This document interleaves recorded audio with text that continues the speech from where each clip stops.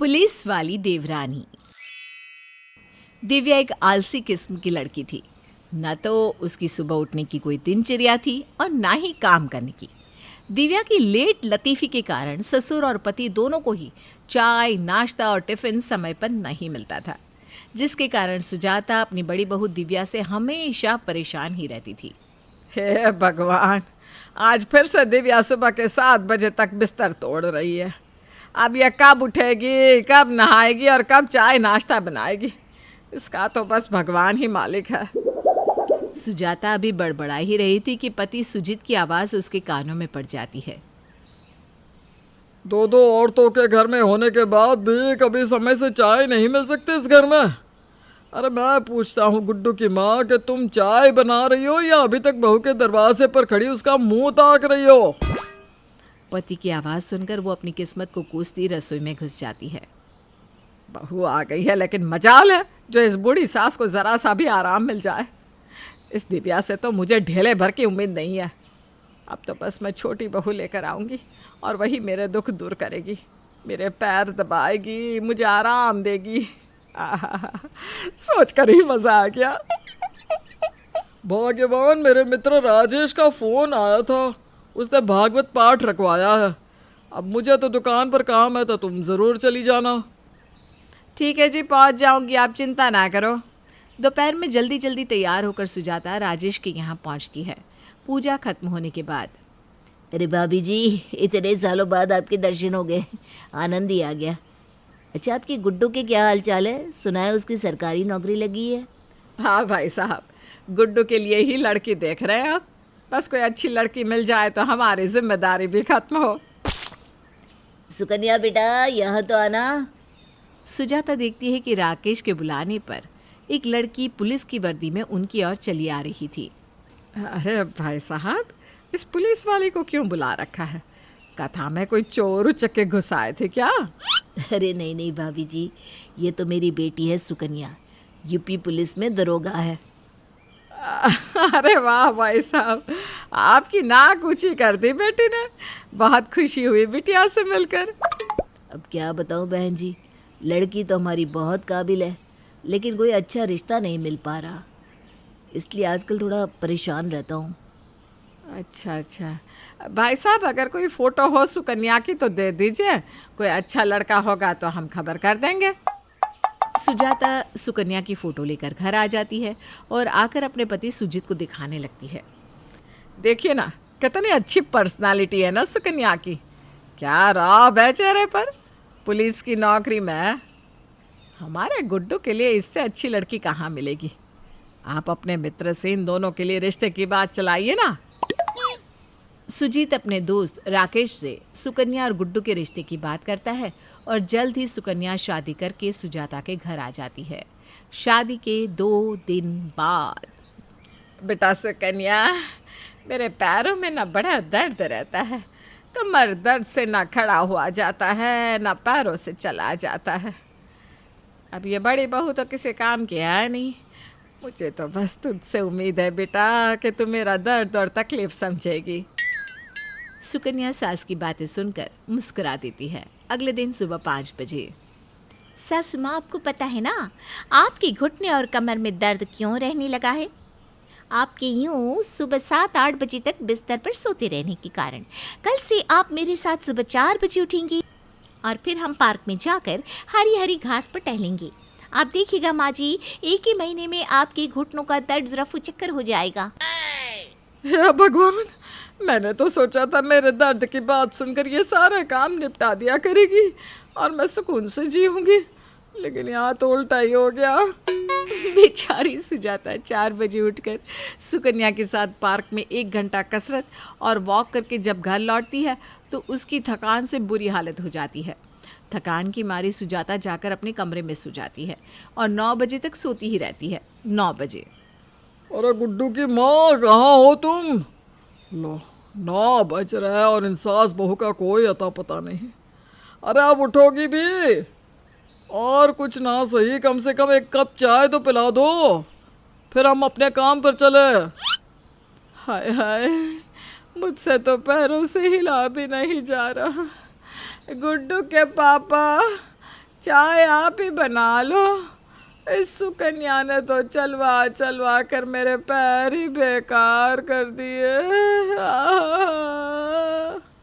और सुनो, गोल्डी को मेरे कमरे में भेजो ज़रा। हाँ माँ, क्या बात है, आपने बुलाया? अरे बेटा, कल वॉशिंग मशीन ख़राब हो गई थी। अब इतना बड़ा परिवार है, बिना वॉशिंग मशीन के कपड़े कौन धोएगा? और तेरी बीवी से तो अपना काम हो जाए वही बहुत है। ठीक है माँ, मैं करवा दूंगा, आप परेशान मत हो। तभी सुकन्या बहू वहाँ आ जाती है। अरे नहीं नहीं माँ जी, आज से मशीन से कोई कपड़े नहीं धोएगा। हम सभी को अपने अपने काम खुद ही करने चाहिए। कपड़े और बर्तन धोने से हाथ की मांसपेशियाँ मजबूत होती हैं। क्या आप नहीं चाहती कि आपके हाथ पैर बुढ़ापे में बिल्कुल स्वस्थ रहें? आज से सब अपने अपने काम खुद अपने हाथ से ही करेंगे। इतना कहकर बहू सुकन्या वर्दी पहनकर जूते खटकाती हुई वहाँ से निकल जाती है। राम जी, तूने खूब दुश्मनी निकाली मुझसे। एक बहू ने कम्मी काम चोर निकली तो मैं दूसरी पढ़ी लिखी नौकरी वाली ले आई। अरे मुझे क्या पता था कि ये तो मेरी ही चक्कर गिन्नी बनाकर छोड़ देगी। लगता है सारी दारोगाई ये मुझ पर ही निकालने वाली है। अब तो राम ही भला करे हमारा। अगले दिन फिर से सुबह 4 बजे बहू सुकन्या सास का दरवाज़ा खटखटाती है। बेटा देख, अब बुढ़ापे में मुझसे ये कसरत ना हो पाएगी। सच बताऊं, मैंने ना झूठ बोला था तुझसे। मुझे कोई दर्द वर्द नहीं है, मुझे तुम बख्शी दे बेटा। तभी कमरे के बाहर खड़ी बड़ी बहू की आवाज़ सास को सुनाई देती है। अरे दिव्या बहू, तू आज सुबह 4 बजे ही उठ गई? तू तो 7 बजे भी रो रो कर उठती है। आ जाइए माँ जी, बहाने बनाने से कोई फ़ायदा नहीं होने वाला। यहाँ पर पापा जी और गोल्डी जी भी हैं।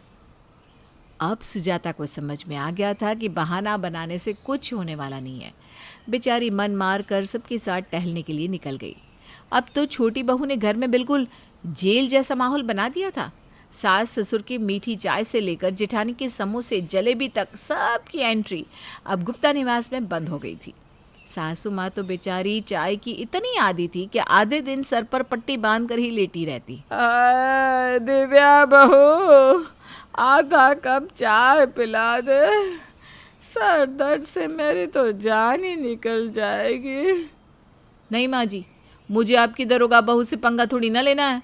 कल को कोई झूठा केस बनाकर अंदर कर देगी तो जेल में चक्की पीसिंग एंड पीसिंग एंड पीसिंग, ये मुझे नहीं करना। हाँ, मेरे घंटे भर के आराम को हराम करने के लिए आप ये हिटलर पकड़ कर लाई थी। अब देख लीजिए माँ जी, इसने हम सबकी क्या हालत बना दी है। अरे बहू, मेरे अकल पर पत्थर पड़ गए थे जो मैं इस पुलिस वाली से जा भिड़ी। कभी कभार चाय नाश्ता ही तो बनाना पड़ता था। अब तो रात की नींद से लेकर दिन का चैन तक हराम हो गया है। दोनों सास बहू अपने अपने दुख बांट ही रही थी कि तभी सुजाता का फोन बज उठता है। हेलो, हाँ सुजाता बोल रही हूँ। बाजी, आपका बेटा गोल्डी पुलिस स्टेशन में बंद है, आप लोग थाने आकर मिलिए। हॉस्पिटल, तुझे पता नहीं कि मेरी बहू दरोगा है? दरोगा छोड़ेगी नहीं तुम्हें? बाजी, सुकन्या मैडम ने ही उन्हें गिरफ्तार किया है, आप लोग थाने आ जाइए। अरे दिव्या बहू, इस सुकन्या ने तो तेरे पति को पकड़कर जेल में बंद कर दिया। बुला अपने पापा जी को, कह रही है थाने आना पड़ेगा। थोड़ी देर में सास सुजाता, दिव्या और ससुर जी थाने पहुंच जाती हैं। छोटी बहू, ये क्या ड्रामा है? अपने जेठ को ऐसे जेल में बंद करते हुए तुझे जरा सी भी शर्म नहीं आई? देखिए ईश्वर चंद जी, छोटी बहू मैं आपके घर में हूँ। थाने के अंदर मैं इंस्पेक्टर सुकन्या हूँ। अच्छा होगा कि आप मुझे मैडम बुलाएं। अरे नास पिटी, ठहर जा, अभी तेरे बाप को बुलाती हूँ। देखती हूँ थाने के अंदर तू अपने बाप को क्या क्या कर बुलाएगी, दुर्गा प्रसाद या फिर कुछ और। अपनी ज़ुबान को लगाम दीजिए, नहीं तो एक ऑन ड्यूटी पुलिस ऑफिसर के साथ बदतमीजी करने के इल्ज़ाम में मैं आपको जेल के अंदर बंद कर दूंगी। ठहर जा गुड्डू की माँ, मुझे बात करने दे। अच्छा ये बताओ, तुमने गोल्डी को अंदर क्यों बंद किया है? ये गरीब सब्जी वालों का शोषण कर रही थी, मैंने खुद अपनी आंखों से देखा है। अरे नालायक, ये बहू क्या कह रही है? पापा, मैं तो बस सब्जी वाले को बोल रहा था कि सब्जी के दाम सही सही लगाओ, नहीं तो मैं अंदर करवा दूंगा। मेरे भाई की पत्नी दरोगा है। और बस इस सुकन्या ने मुझे सब्जी वाले से बात करते हुए सुना और घसीटते हुए थाने ले आई। मैंने पुलिस फोर्स गरीब और बेगुनाहों को सताने के लिए ज्वाइन नहीं किया। मैं कोई ऐसी वैसी पुलिस ऑफिसर नहीं हूँ। आपने मेरे उसूल तोड़े हैं। अरे बाबा, मैं कोई शोषण नहीं कर रहा था, मैं बस डिस्काउंट मांग रहा था। आगे से मेरी तौबा, मेरे बाप की तौबा। सब्जी वाला अगर 20 रुपये दाम बताएगा तो मैं 25 रुपये देकर आऊँगा बस। आप लोग अगर इनकी जिम्मेदारी लेते हैं तो मैं इन्हें छोड़ देती हूँ, लेकिन ध्यान रहे आगे से अगर कोई भी कानून तोड़ा तो मैं छोड़ूंगी नहीं। उस दिन तो सुजाता और ईश्वर चंद्र जी बेटे को लेकर घर आ जाते हैं, लेकिन इस दिन के बाद घर में सुकन्या का ऐसा खौफ फैला था कि सपने में भी किसी ने नियम कानून नहीं तोड़े। अरे भाई, अब बहू रानी भई कोतवाल तो डर तो लगेगा ही, क्यों? ठीक कहा ना। सबको समझाने वाली सुजाता अब बहू के सख्त अनुशासन की आदी हो गई थी और एक अच्छी बच्ची की तरह सुकन्या की सारी बातें मानने लगी।